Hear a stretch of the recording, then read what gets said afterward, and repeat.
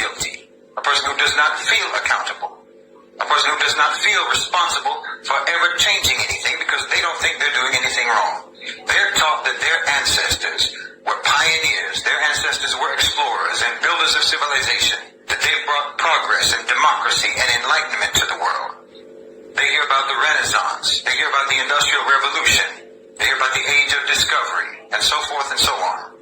And not about enslavement, not about genocide, not about the theft, not about the destruction that their people are responsible for. They're not taught that their prosperity was built on unimaginable suffering.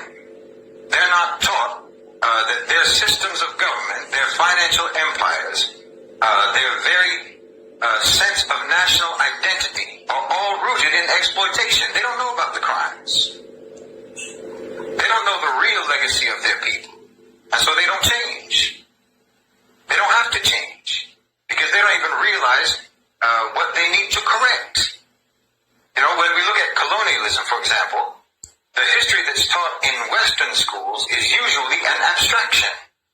Colonization is framed as something that it just sort of happened a long time ago, you know, something that was maybe unfortunate, but it was inevitable, and ultimately it represented progress, and there were many beneficial things to come from it. Never mind the millions of Africans who died in the Congo Free State under King Leopold.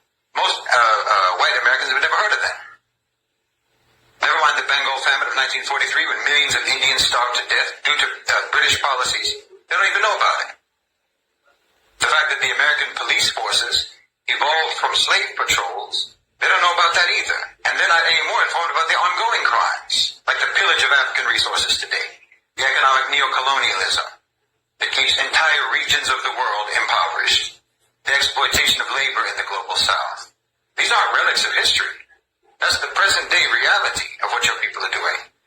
But the story that that white people are told does not include those realities, or else it packages those realities deceitfully and dishonestly.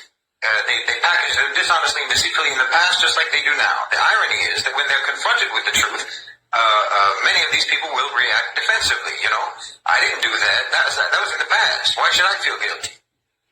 But this reaction in and of itself reveals how little they're really understanding. It's not about guilt. It's about responsibility. You know, if a person inherits a stolen house, they may not have stolen it themselves, but they still live in it. And if they refuse to acknowledge where that house came from or how it came into their possession, if they insist that that house is rightfully theirs because the crime happened a long time ago, well then they're complicit because the theft is ongoing. The crime never really stopped. So when people don't know their history, they cannot recognize when history is repeating itself and when history is actually just a continuum into the present.